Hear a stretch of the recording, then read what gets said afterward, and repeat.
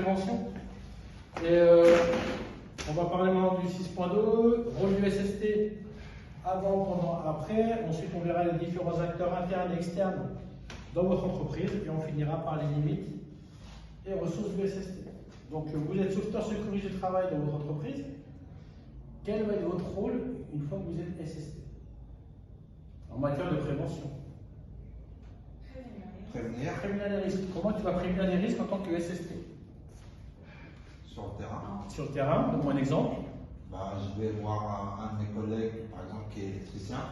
Je vais voir comment il travaille dans les conditions, quels sont les dangers qui existent. Je note tout ça et je remonte les informations pour pouvoir. Donc le rôle du SST avant, il va être là dans ce qu'on appelle l'analyse a priori, c'est qu'il va être capable d'observer une situation de travail dangereuse, il va être capable d'analyser et de proposer des actions de prévention en respectant les 9 principes généraux de prévention. Très bien. Donc là, l'accident n'est pas arrivé. Rôle du SST pendant un accident de travail. Thibaut. Il doit être capable d'intervenir. D'accord. En matière de secourisme. Pour préserver l'intégrité physique. Du Donc, rôle du SST pendant, forcément, sur un accident de travail, il va secourir. C'est ce qu'on verra plus tard dans le domaine de compétence 1, qui concerne la compétence acteur secours. Une fois que l'accident est arrivé, à votre avis, si on parle de prévention, quel va être le rôle du SST? Après? Oui. L'accident est arrivé, la victime a été transportée à l'hôpital, 2-3 jours après, je suis au travail. De mettre en place la prévention pour que ça arrive. D'accord, donc c'est-à-dire que l'accident de travail, on pourrait demander au SST de participer à l'analyse d'accident de travail. Okay.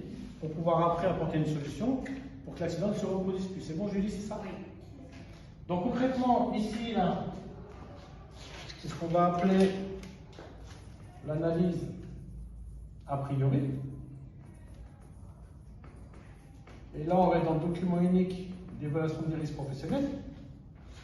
Parce que le document unique d'évaluation des risques professionnels, il permet d'analyser tous les risques de l'entreprise. Et si on fait une analyse après l'accident de travail, on appellera ça l'analyse a posteriori. Et là, on pourrait dire qu'on pourrait se mettre sur la mise à jour du document unique. Puisqu'il se peut que le danger, le risque, n'a pas été repéré. D'accord? Vous avez un document unique dans votre entreprise?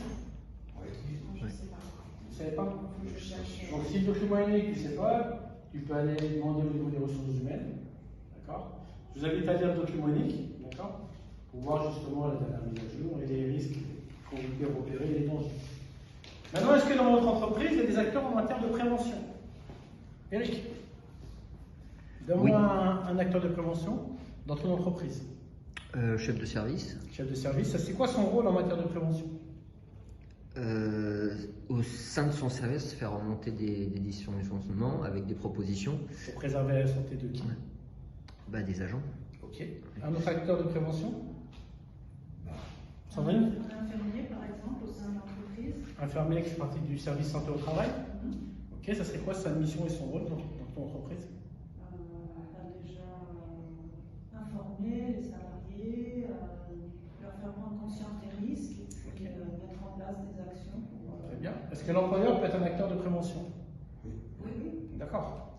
Parce que l'employeur veille, comme on a parlé tout à l'heure, sur la santé des salariés. Okay. Maintenant, si on parle d'acteurs externes à votre entreprise, est-ce que vous connaissez les acteurs externes dans l'entreprise? Médecin du travail. Médecin du travail, si elle est sous-traitée, ok. C'est quoi sa mission? De conseiller, de prévenir aussi. D'accord, d'apporter des solutions éventuellement? Oui. Ok. La CRAMIF, c'est quoi?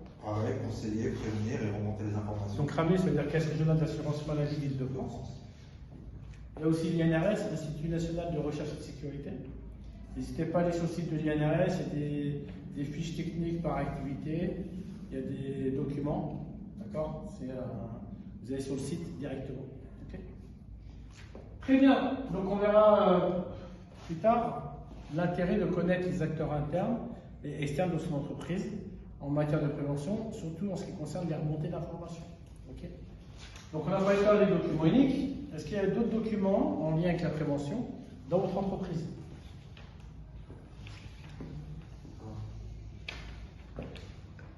Vous avez, je ne sais pas, tout ce qui est un protocole. registre de Oui, sécurité. registre de sécurité, registre d'accident bénin. D'accord, donc registre de sécurité, ça sert à quoi celui-là?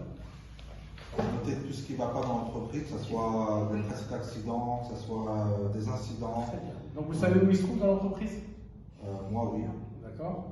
Donc si vous ne savez pas les autres, pareil, allez vous renseigner auprès de la RH ou des acteurs internes de l'entreprise qui le savent. Donc le risque d'accident bénin, ça concerne tout ce qui est accident bénin, on abordera ça dans la victime qui saigne, qui présente une plaie qui ne saigne pas abondamment. Ok.